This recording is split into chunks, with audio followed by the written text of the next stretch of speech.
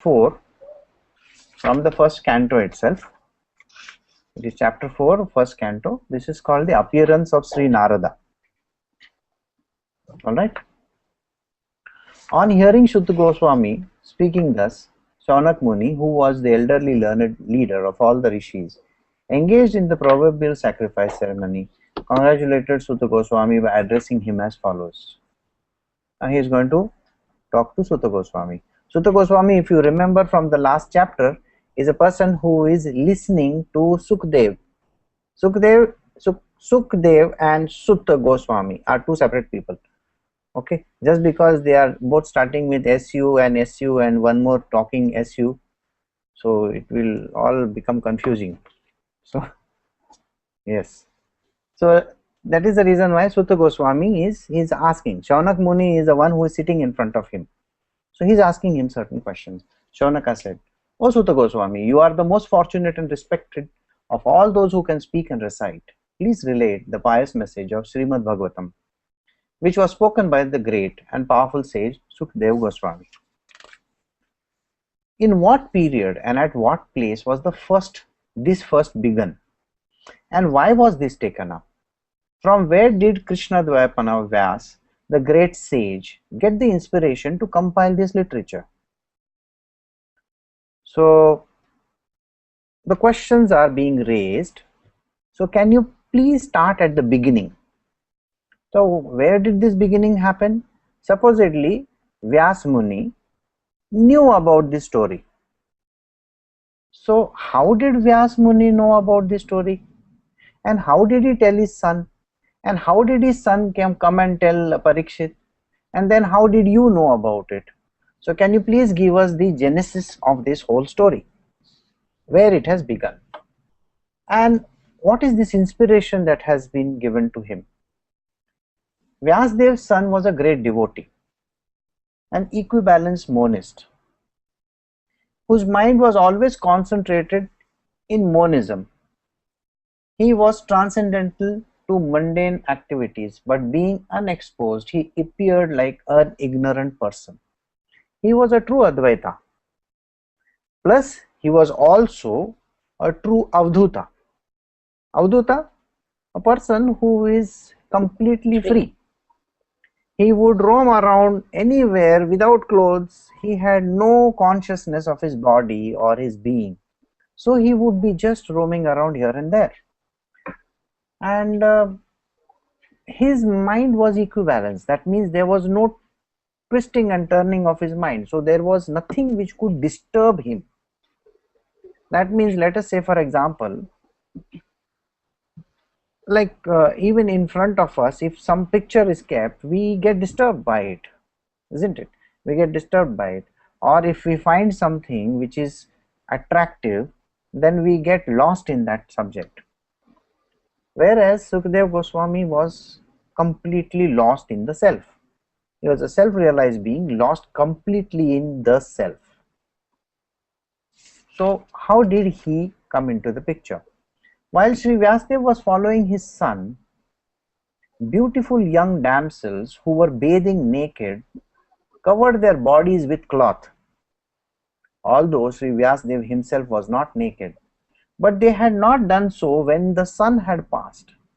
The sage inquired about this, and the young ladies replied that his son was purified, and when looking at them, made no distinction between male and female, but the sage made such distinctions. And there is a story which I have told you all before, but I will tell you again. Sukudev Goswami, Sukudev, he is passing near a river, and when he is passing near a river, there are some women taking bath.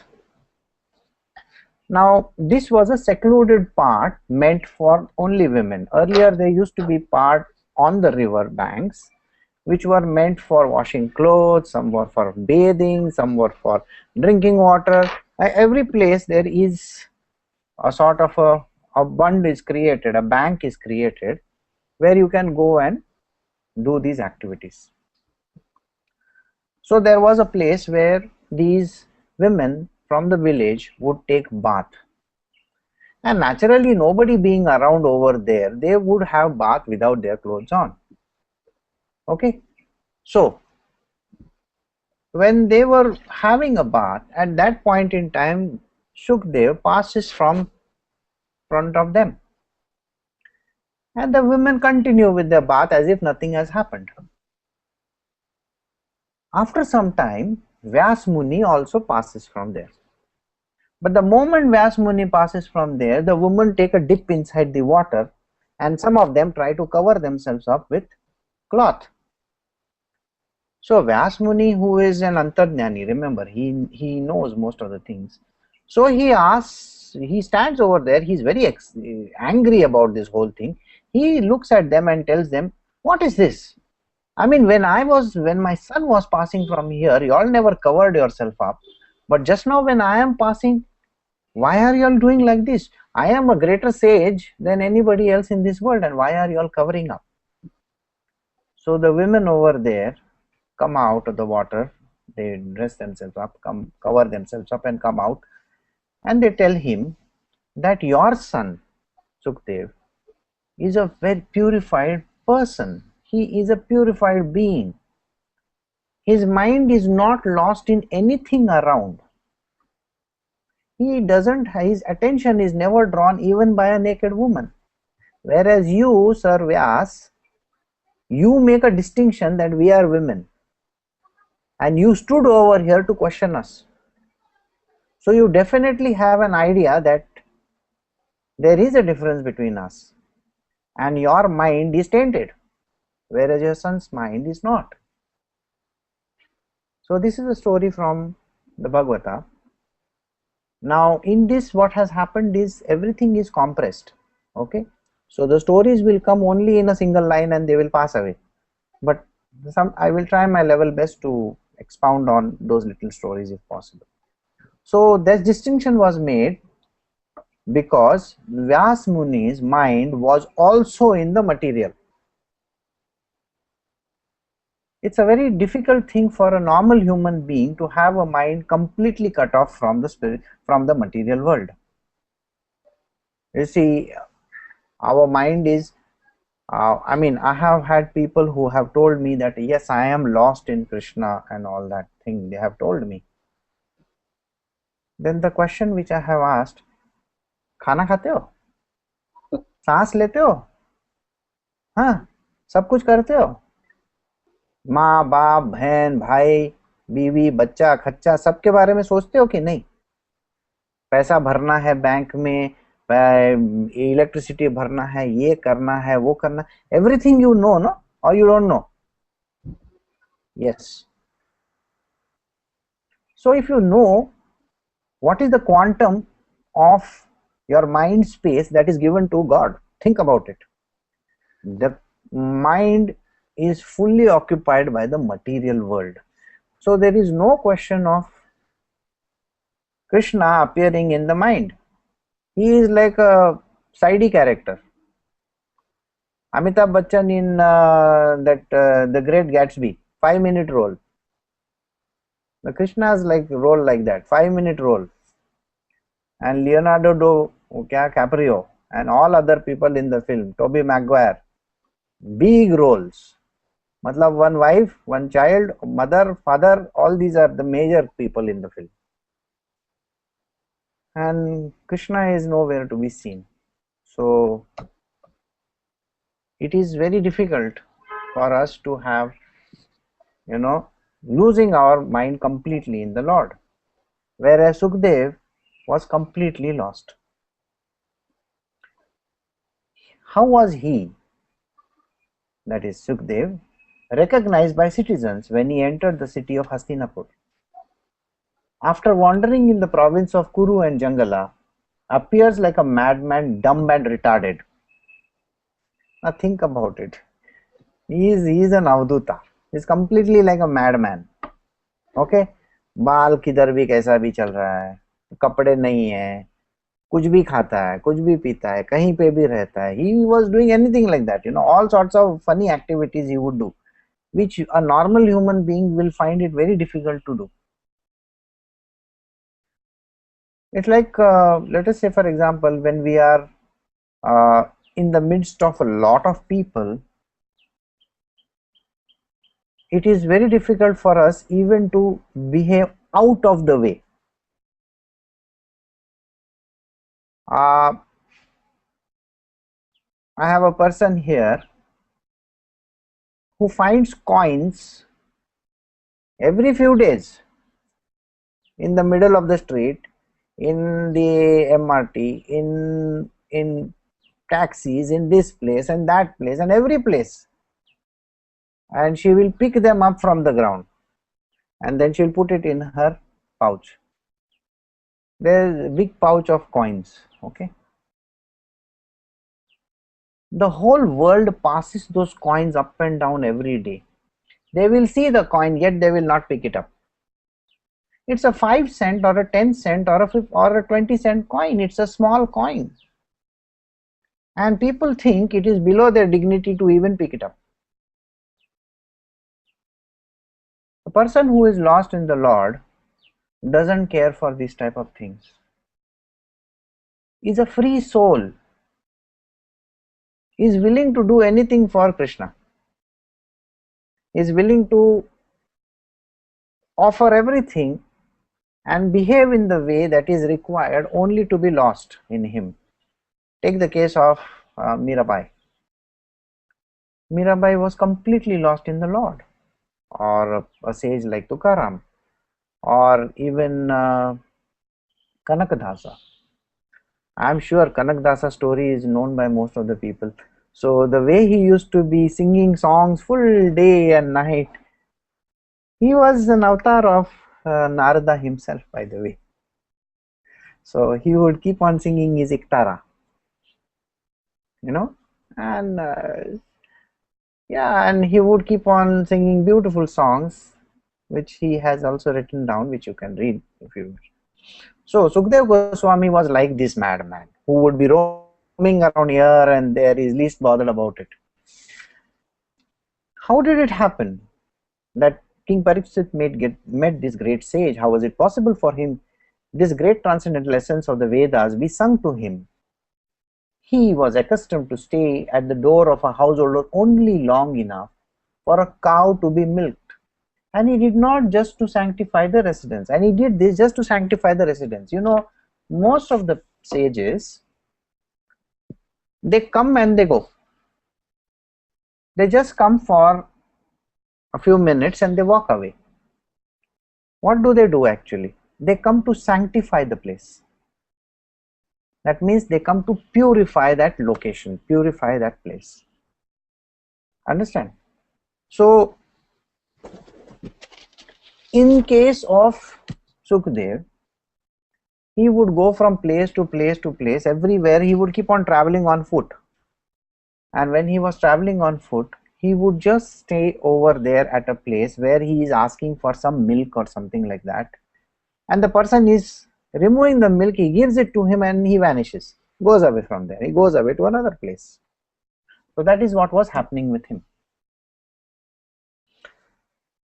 It is said that Maharaj Parikshit was a first class devotee of the Lord and that his birth and activities are wonderful. Please tell us about him. So Parikshit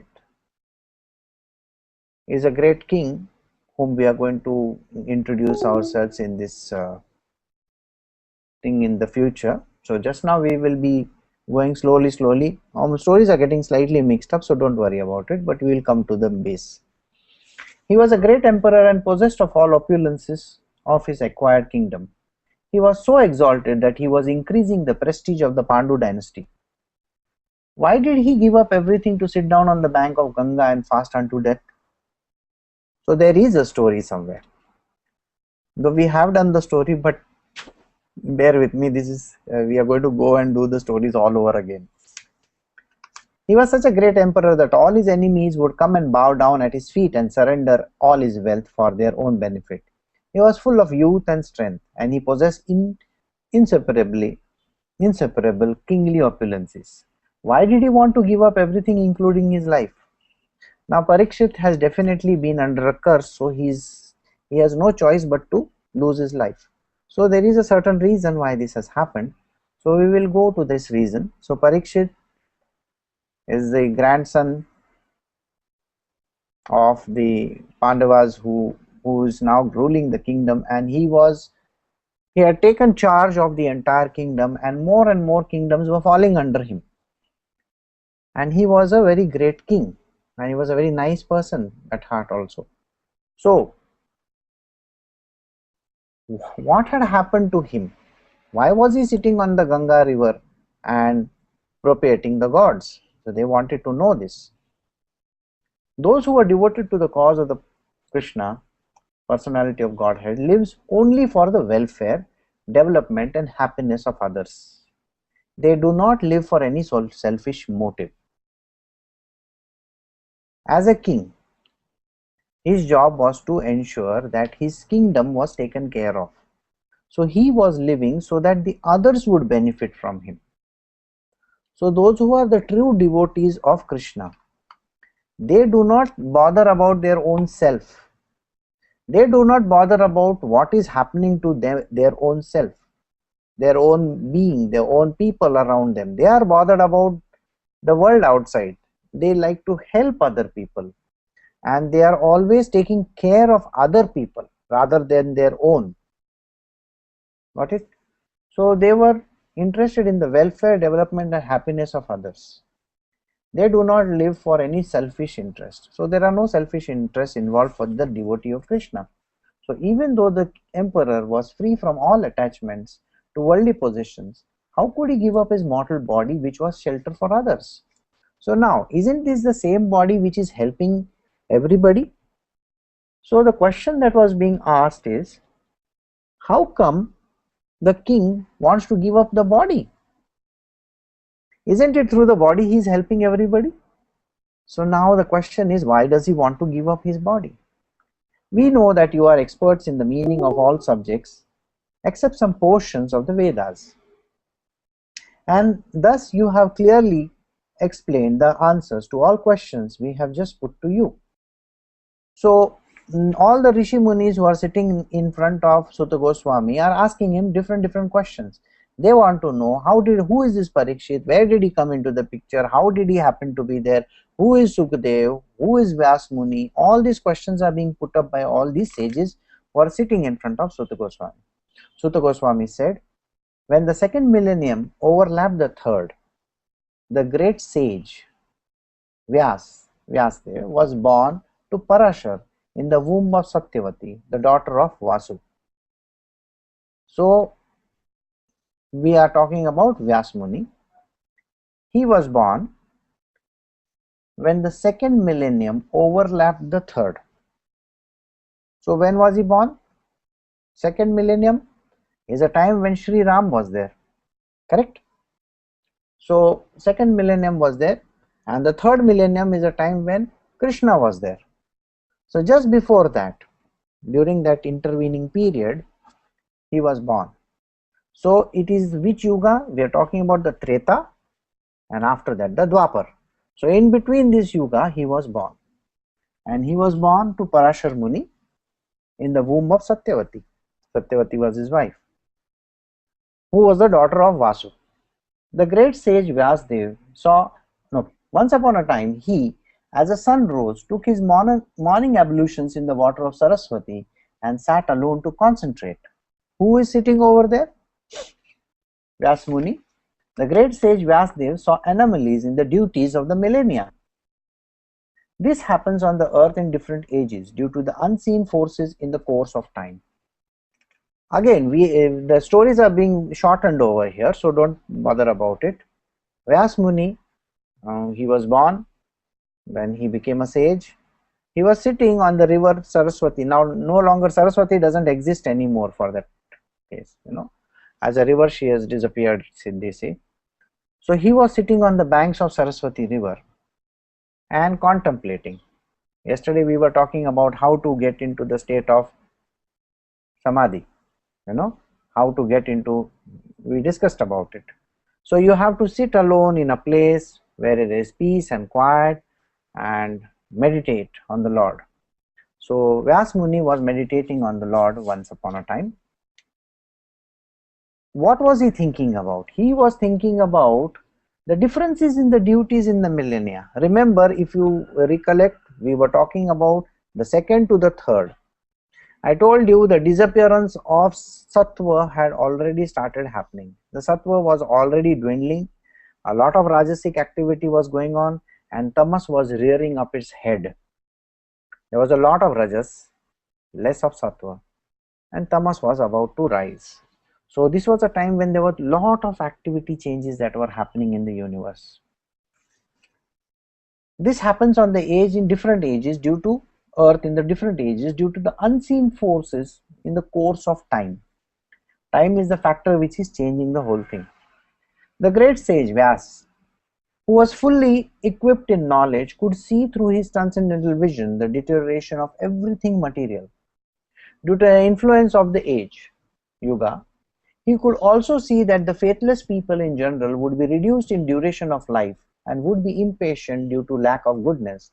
Thus he contemplated on the welfare of men in all statues and in the orders of life.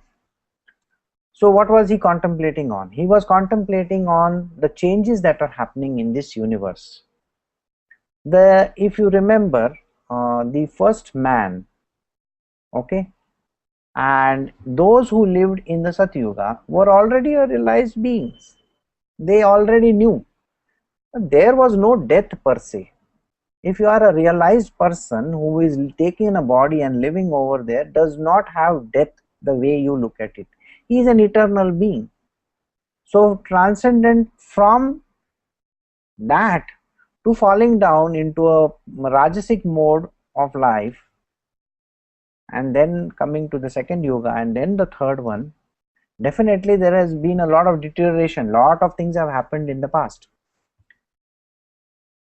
So people had become faithless. See, in the first yuga it was all about believing in the self. In the second yuga it is believing in I, me and myself. Rajas brings us that. The third yuga, I only remains, and the fourth yuga, don't even know. The eyes are closed, by the way. Eye is closed. So you can imagine these are the things which have happened in the yugas, and here we have this sage sitting over there trying to think about what is it that is going wrong with this yuga and what is it that he could do so that he could help the people around. He saw that sacrifices mentioned in the Vedas were means by which the people's occupation could be purified, and to simplify the process he divided the one Veda into 4 in order to expend them among men. Now what did he do? Vedas were there, everybody was reciting them during that time. Please understand, there was no writing. So there were recitations, people were talking about it, they were talking from one ear to another, and it was carried forward by means of memory. Yes. So what did he do? It's an entire compilation. The Vedas are huge texts. That means it is basically the framework. So what did he do? He took up this task of simplifying it. You have to simplify it. It's like today we are doing certain texts. Again, we had done another text before this which is called the Bhagavad Gita. So when the exposition happens, it is simplification is happening. You can understand it, you can digest it, right? But now here Vyas Muni, who could understand the Vedas, what did he do? He converted them into 4 different Vedas for simplification purposes. And what do you do? What is called as Microsoft का क्या करते हैं? Excel sheet. So think about Vyas Muni creating an Excel spreadsheet and then presentation and all that. Imagine that he is going to do that so that duffers like us can understand. Simple people can look at the sheets and say, yes, now I can see. This sheet says this. So he had created a database. So this database is divided into 4. The 4 divisions of the original source of knowledge were made separately, but the historical facts and the authentic stories mentioned in the Puranas are called the fifth Vedas. The stories. There are stories, isn't it? They're basically the Puranas. Puran means basically the ancient. Puratan. Puran. Okay, from ancient times. So there were stories during those ancient times. So they are called the fifth Veda. Alright. So four Vedas are these texts: Rig, Yajur, Sam and Atharva. These are the four Vedas, and the fifth one is called the Puranas. So these are story books. So there were basically 5 different kinds. After the Vedas were divided into 4 divisions, Paila Rishi became the professor. That means he is the one who could take charge of the Rig Veda. Okay. Jaimini, the professor of Samved. Vaishampana. Rig Veda who? Paila, Paila, Paila Muni. Okay. He handled Rig Veda. Then Jaimini, you know, he was for Samved. Okay. Vaishampana, he did the Yajur Veda. Sumanta Muni, Angira, he was devotedly engaged and was interested in the Atharva Veda. Sumanta Muni, Angira, he was the last Veda, which is Atharva Veda. And my father, whose father? Suta Goswami's father. Suta Goswami had a father, Romaharshana. Romaharshana was his name. Was interested with the Puranas, the fifth one, and the historical records. All these learned scholars in their turn rendered the interested Vedas unto their many disciples, grand disciples and great grand disciples, and thus the respective branches of the followers of Veda came into being. So now I think you will understand how these separations started happening. The Guru was there, that particular Muni was there, he had his disciples, then there were next range, and then there were next rung, and everybody was supposed to by heart little portion of it. As they by hearted the little portion of it, the layers upon layers of knowledge was created. Thus this great sage Vyas, who was very kind to the ignorant masses, edited the Vedas so that they might be assimilated by less intellectual men. Now remember, this is again now beginning of the third yuga. So naturally the intellectual men have come down in number. So for their understanding, he had to condense it down into very finer. Out of compassion, the great sage thought it wise that this would enable men to achieve the ultimate goal of life.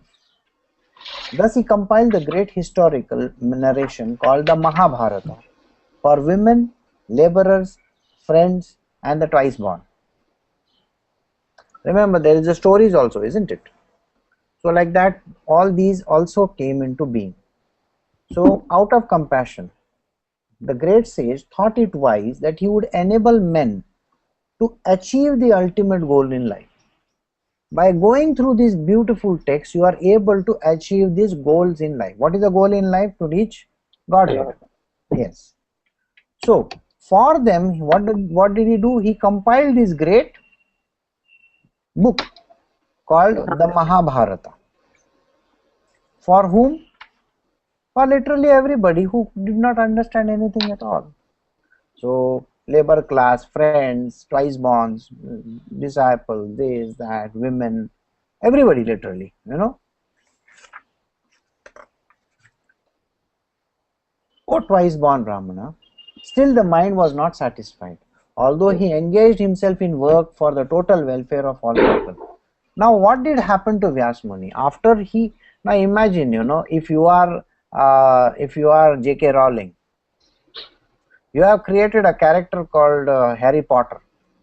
You have written beautiful books on that.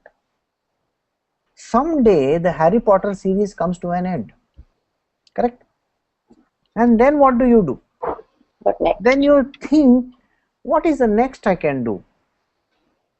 And imagine you come up with a very shady story, which is what was published. The world is looking at you and saying, oh, is this the same person who published this and now he is publishing like this? So imagine Vyas Muni, he's converted all these Vedas into 4 books, and then the 5th one, now he is writing Mahabharata. And after Mahabharata was over, what happened to him? So we are going to now understand what happened to him. Now please listen carefully. This is very important, because we have a very beautiful understanding from our people have given us this understanding that nothing happens to great sages. So we are going to now learn something new. So twice born Brahmana, still his mind was not satisfied, although he engaged himself in working for the total welfare of all people. So satisfaction was not there with him. Whom? Vyas Muni. Yes. Thus the sage Vyasdev, being dissatisfied at heart, at once began to reflect, because he knew the essence of religion, and he said within himself. He started reflecting, he was thinking, now what do I do? He was coming up with what is called as a writer's block. You know, those who write will definitely tell you what writer's block means. Mind block. It's a mind block. Nothing flows, and you think, by the way, before you have started on all your things, you want to win the world. I want to do this, I want to do that. Every day I will write at least 10 pages, and then from 10 pages it says at least 5, and then from at least 5, at least 1 page I will write, and from 1 page it will say, can I write 1 line? And then you sit with a book, and you sit with your pen, or you sit with your computer, and you keep open a Word document, and you say, okay, Word document, now that you are open, let me think what I can write. And you just keep on looking, staring at the page, and you wonder what the hell is happening with you. Now think about the same condition Vyas Muni is going through. The great sage, remember, is a realized person, and he is going to go through this stage. So what does he think? Now he is just looking at the page. He has opened his iMac, okay, Apple computer, and he is looking at it, and he is wondering, abhi main kya karu? So I have under strict disciplinary vows unpretentiously worshipped the Vedas, the spiritual masters, and the altar of sacrifice.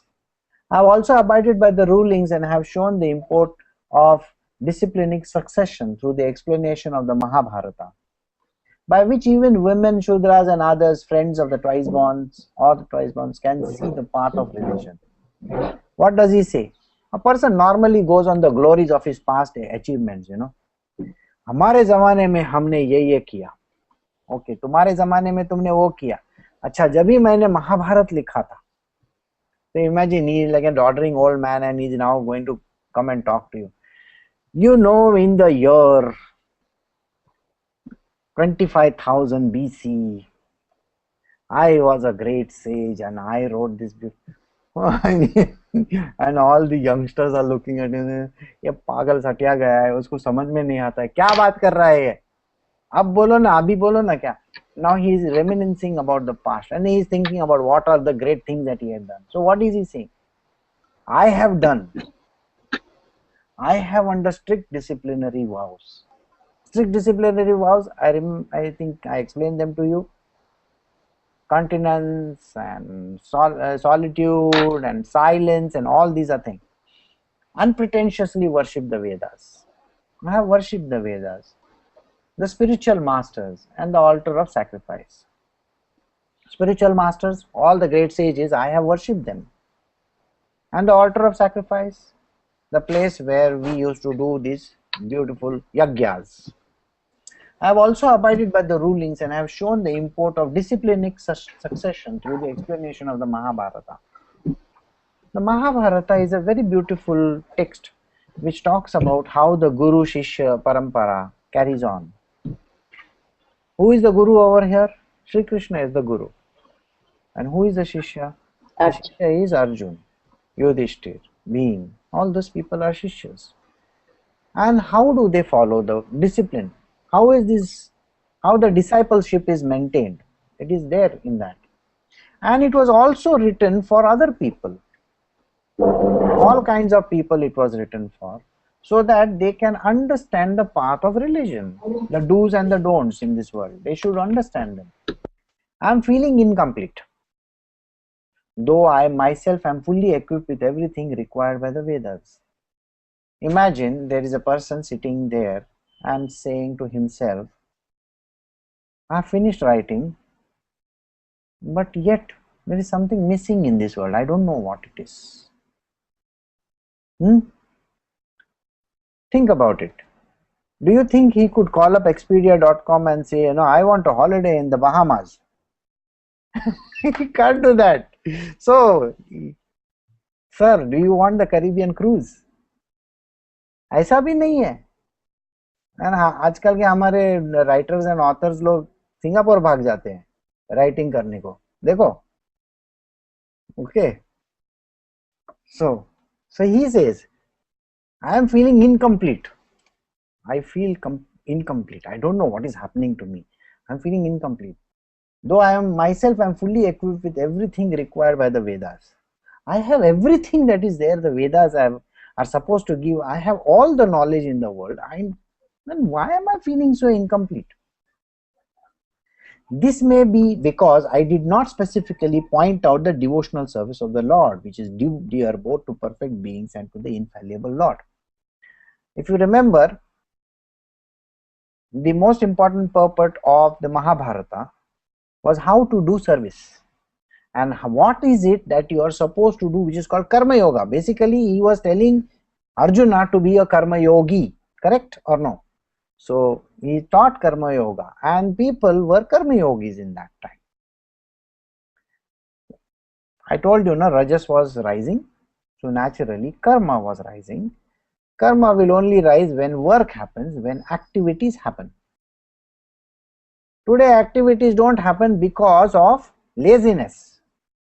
They don't happen because of inertia, stupor. We don't even want to lift our fingers to do anything. Whereas during the time of Mahabharata, activities was the main thrust. So, what does Vyas Muni say? He says, I think I had written about everything which was connected to work and activity and karma and all those things. But I think I missed out on very important subject. Krishna describes devotional service to the Lord. And that is what was missing from the books, from all those things that I have written. So I think that is what is missing. So, as mentioned before, Narada reached the cottage of Krishna Dvayapana Vyas on the bank of Saraswati, just as Vyasdev was regretting his defects. So when Vyas Muni was sitting over there and ruining himself, मैंने क्यों नहीं लिखा, ऐसा लिखना मांगता है, ये वो, he is just thinking, boss, I'm so bored, man, I should have written that also. Okay. So, at that moment in time, the great sage Narada is the son of Brahmaji. So, he comes over there. In every movie, there is I am sure you have seen this very beautiful movie called Ice Age. There is a squirrel in that. He maintains the continuity in all the films, you know that? The squirrel is the main character who retains the continuity in all this. So Narad Muni is a person, if you see in all the serials everywhere, he is a person who is retaining the continuity. Ek scene se dusra scene se tisra scene. Now this person is sitting over there with hand on his head and thinking, Vyas Muni is thinking, oh my God, today internet is not working. What am I to do? My laptop is also not booting up. I think I need to go and ask Microsoft for the new Windows operating system. ऐसा सब सोच रहा है. बोला अभी क्या करेगा, सबको बोल के तो हो गया, अभी मेरे लाइफ में है ना चेंज आना जरूरी है. उस टाइम पे, at that moment in time, Narad Muni comes over there. He is a great person. Remember the continuity master. At the auspicious arrival of Sri Narada, Vyas Muni got up respectfully and worshipped him, giving him veneration equal to that given to Brahmaji, the creator. So now Vyas Muni knows Narada, and the moment Narada comes into the picture, he gets up and venerates him, tells him पानी पियो, बैठो, आओ, पियो, सब उनको आदरातिथ्य कर देते हैं. All right. So this ends chapter 4. So it's just given you one small hint of what is going to come, right? No. Now the next chapter is a huge one.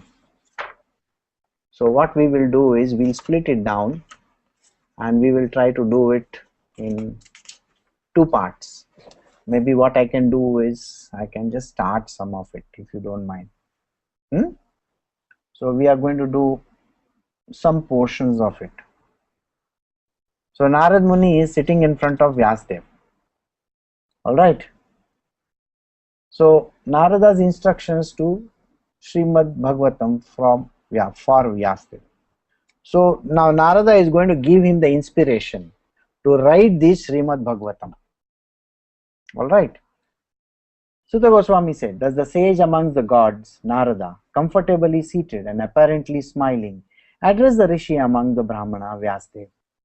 Addressing Vyasdev, the son of Parashar, Narada inquired, are you satisfied by identifying with the body or the mind as objects of self-realization? He is asking a very strange question.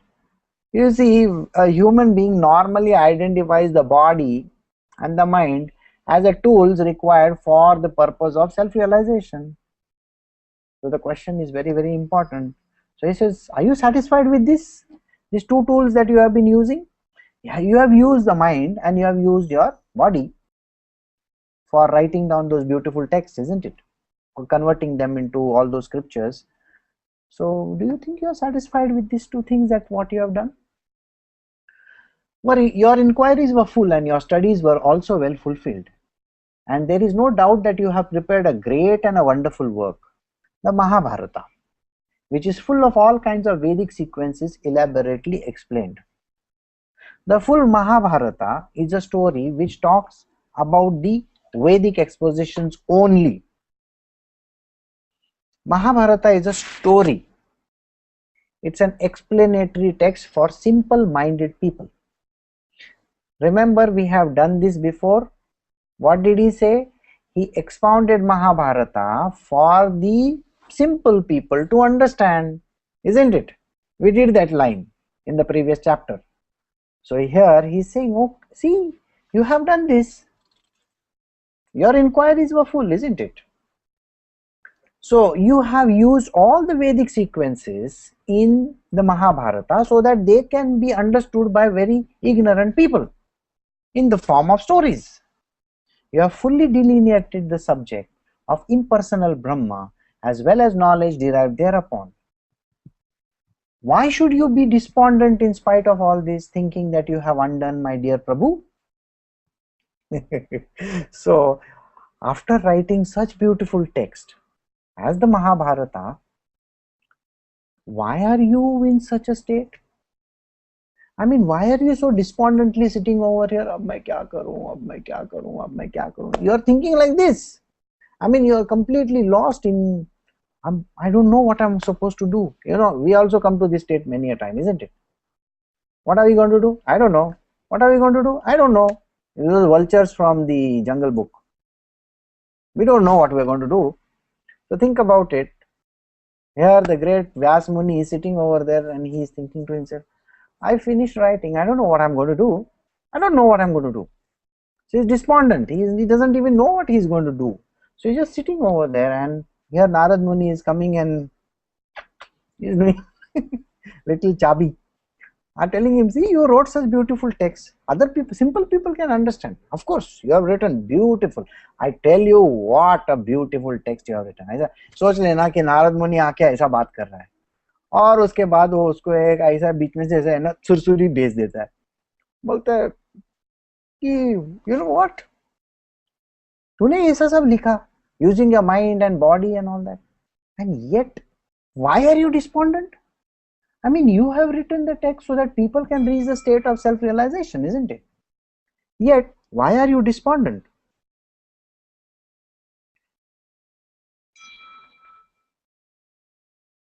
So,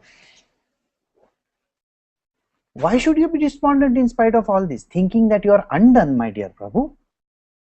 You see, every human being goes through this state. They don't know what they are supposed to do.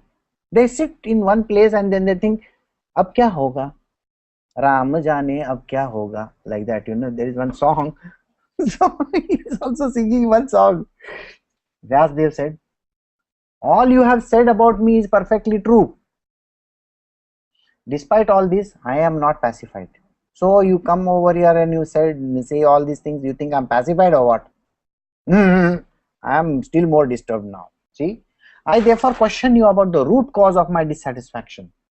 For you are the man of unlimited knowledge due to you being the offspring of Brahma, who is self-born. So he says, see, you are a great Muni, okay, and you are Brahmaji's son. You have all the knowledge in the world because you are the one who roams around all the three domains. So can you please tell me what is this that I am going through?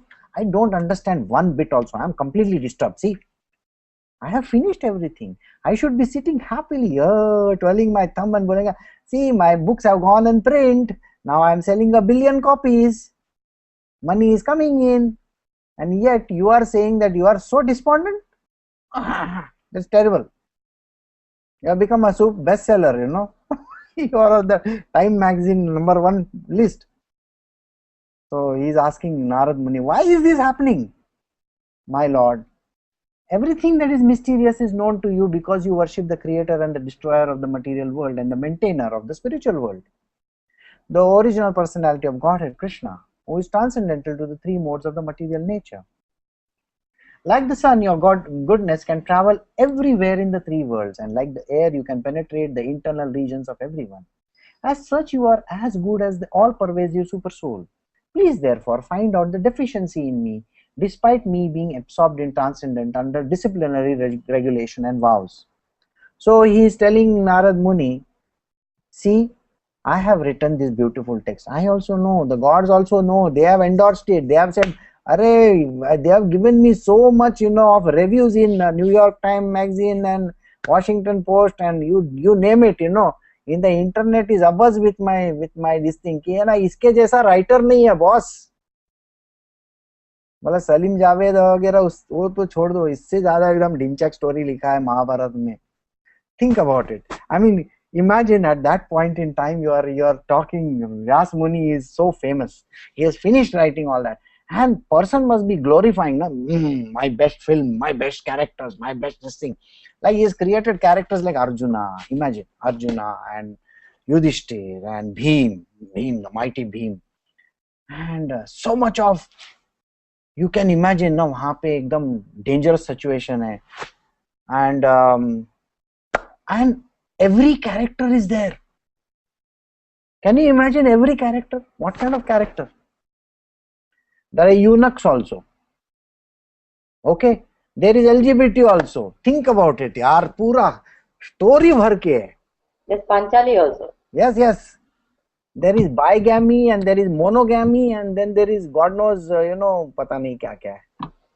Everything, polygamous marriages and polyandrous marriages and so many things. There is a blind person who can, who is sitting, and then there is a guy who can, like, you know, he can read people's minds also. Think about it. Such a fantastic story. All characters, ekdam, and long story, and then there is a tragedy, there is a comedy, there is everything there in that. And the person is saying, now I am completely disoriented. I don't even know. इसके बाद मैं क्या लिख सकता हूँ? I have written one great story. After this, what can I write? I am completely disoriented now. So, And how has he written? He has done this perfectly. And now he is sitting. Where is he sitting? He is sitting in front of the Saraswati river and he is ruing, abhi kya karu, ab kya karu, ab kya karu. And so he says, can you please tell me, you are the one who roams all over the place, you are the transcendental, realized being, you have all the knowledge. Sri Narada said, you have not actually broadcast the sublime and the spotlight glories of the personality of Godhead Krishna. That philosophy which does not satisfy the transcendental sense of the Lord is considered worthless. You see, nowhere in the Mahabharata is it written that who is Krishna and what is he doing.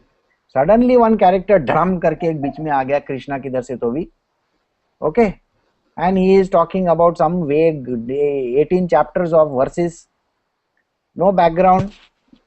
We only know little story from here and there that he was some distant relative of Arjuna and all that. The Mahabharata doesn't give details about it. So who is this character that you have introduced called Sri Krishna? So now we want to know about him. So you see, first and foremost, there was no love over there. In the entire Mahabharata, there is no love. There is lust and greed. See, think about Mahabharata. You will come to know lust, greed, anger, this, that. Every possible thing is there in that. Except goodness. Where is the goodness? एक दूसरे को murder करने पे जाते हैं, इसके कंधे पे रख के गोली चलाता है, उसको मारता है. Story, there is twist and turn and treachery and mayhem literally in the whole story. So he says, tell me sir, where is love and devotion in that story? No love, no devotion, nothing. Arjuna is also a Rajasic person and he is also interested in his own welfare rather than anything.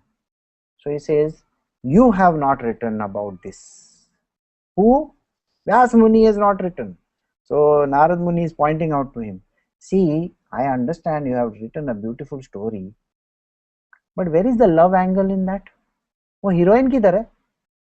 अरे बोला love story, ये वो गाना बीना कुछ भी नहीं है उसमें. Think about it, that part is missing only. You can't think of Draupadi singing songs, running after behind trees and all that, okay? You can't think of that. There is nobody in that entire book who is shown as a very armorous character, Romeo and Juliet type guy, Romeo. Nobody is there. So the great Romeo of this thing is Krishna himself. So where have you written about his devotional service and the transcendental goodness about him? You have not done anything like that. So even in our, just to put you an idea, in our life also, we are working our ass off whole life. राजसिक people पूरा दिन रात मेहनत में झक मारते रहते हैं, इधर जाओ, ये करो, वो करो. ऑफिस में जाके वो बॉस का सेवा करने का, घर में जाके है ना बीवी बच्चे लोगों का इसका उसका सेवा करने का, उधर मस्काबाजी करने का, इधर भी मस्काबाजी करने का. सोचो, अब पूरा है ना, इधर भी बैलेंस रखना पड़ता है, उधर भी बैलेंस रखना पड़ता है, उधर थोड़ा तिगड़मबाजी करना पड़ता है, इधर भी थोड़ा तिगड़म. जैसे अभी बीवी ने बोला, घर पे क्यों नहीं आता है आजकल, तो बॉस को कुछ तो भी है ना चाबी भरना पड़ेगा, बॉस मेरा तबीयत ठीक नहीं है, मैं थोड़े दिन के लिए है ना, तो बॉस बोलता अच्छा ठीक है चल 2-4 दिन के लिए. बॉस को मालूम है उधर गया है, और अभी बॉस ने बोला this project has to be completed, you better see to it that it is done by this weekend. And now it is the beginning of the week and this project can't be completed in the next 6 months also. तो घर में जाके बीवी को फेंकना पड़ता है कुछ तो भी, है कि नहीं? दोनों तरफ बैलेंस करना पड़ता है. So it is all tragedy only. Here also, there also. But so where is this beautiful love story that is happening? Nowhere in the picture. So this story, which is called the Srimad Bhagavatam, is about the transcendental service to the Lord, to God. We are going to talk about his story. We are going to talk about love, devotion and all those beautiful stuff.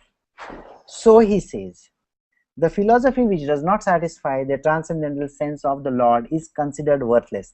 You have not said anything about God himself. And who is he? What kind of a person is he? What does he do? Although great sage, you have been broadly described the four principles beginning with the religious performance. You have not described the glories of the Supreme Personality, Vasudev. You have described everything else in the world except about Krishna. You have not said anything about him. Those words which do not describe the glories of the God, who alone can sanctify the atmosphere of the whole universe, are considered by saintly person to be like a place of pilgrimage for crows. Since the all perfect persons are inhabitants of the transcendental abode, they do not derive any pleasure there. देखो कौवे कहाँ पे जाते हैं? Where do the crows go? वो हम लोगों में भात और एक मूदी राइस रखते हैं ना. The crow is supposed to be here. The echo is coming from somewhere. Can you just mute the mic? So this crows will only go for the, when we give the offering to the Pitrus, isn't it? So it is like going to a temple, some temple somewhere where the crows are going. So your Mahabharata and all those texts that you described were so drab and useless. I tell you, they were not worthy enough. Why? Because you did not talk about God himself. You are talking about all drab subjects. So those words which do not describe the glories of the Lord, who are alone can sanctify the atmosphere of the whole universe, are considered by saintly people to be unlike the place of pilgrimage for crows. Since the all perfect persons are inhabitant of the transcendental body, they do not derive any pleasure there. On the other hand, that literature which is full of the descriptions of the transcendental glories of the name, fame, form, pastimes of the unlimited Supreme Lord is a different creation, full of transcendental words described towards bringing about a revolution in the impious life of the world's misdirected civilization. Such transcendental literature, even though imperfectly composed, are heard, unsung and accepted by purified men who are thoroughly honest. Now suppose you were to write stories of the Lord, which may be imperfect, it does not matter. Okay? Matlab, imagine Krishna with a tattoo. Okay, you want to have a Krishna with a tattoo on his buttocks? Oh my God, then what he'll have to wear, sir? Think about it. So even if somebody listens to the story of that, they will still find sweetness in that. Do you understand what I'm talking? So that the glory of the Lord, whichever way you describe it, even if it is imperfect, does not matter. And suddenly the God appeared and he was appearing in this. And you keep on saying those words, does not matter. Thoda fekogiri bhi kiya to chalta hai. Okay. So, knowledge of self-realization, even though I'm going to continue for the next 2-3 minutes, okay? Knowledge of self-realization, even though free from all material affinity, does not look well if devoid of the conception of the infallible God. What then is the use of fruitive activities, which are naturally painful from the very beginning and transient in nature, if they are not utilized for the devotional service of the God? So you need to do something for the devotional service of the Lord. So everything that you are going to do after this has to be directed towards that. So if you have not written about this infallible God over here, then naturally you are going to feel, imagine ना, तुम एक रोतलू story देखने को गए, एकदम पूरा tragedy, hero मरता है, हीरोइन मरता है, ये होता है, वो होता है, तो पिक्चर के बाहर आके ही करने वाले हो क्या? पब्लिक बोलेगा क्या रेटिंग दिया, बोला ही बकवास था, oh sorry.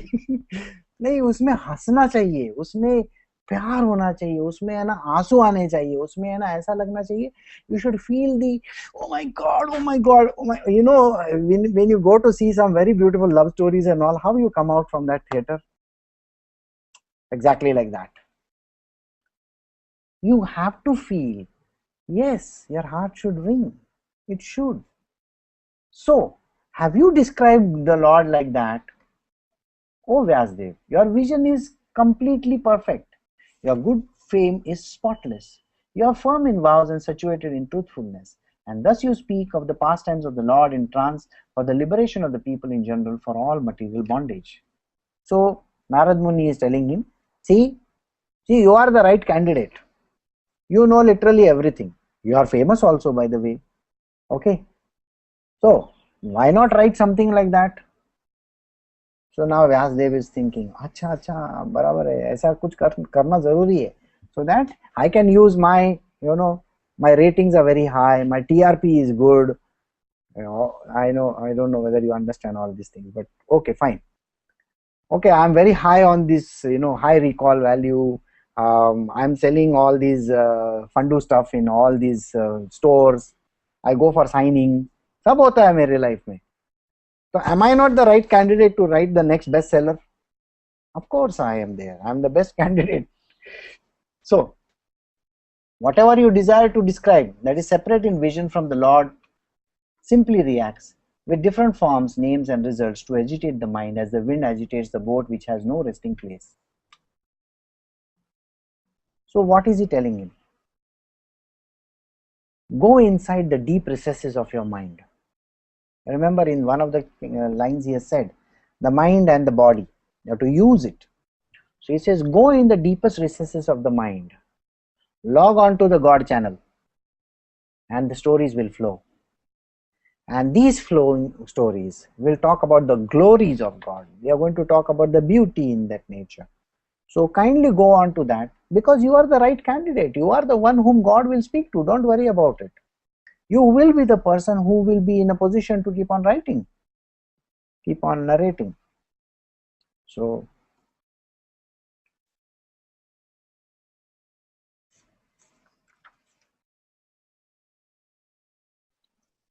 the people in general are naturally inclined to enjoy, and you have encouraged them in the way in the name of the religion. This is verily condemned and is quite unreasonable, because they are guided under your instruction. They will accept such activities in the name of religion and will hardly care for prohibitions.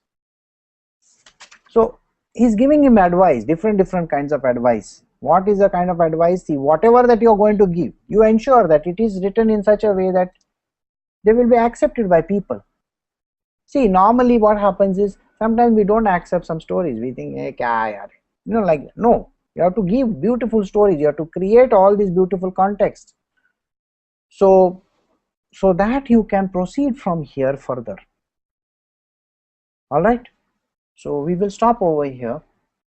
All right. Because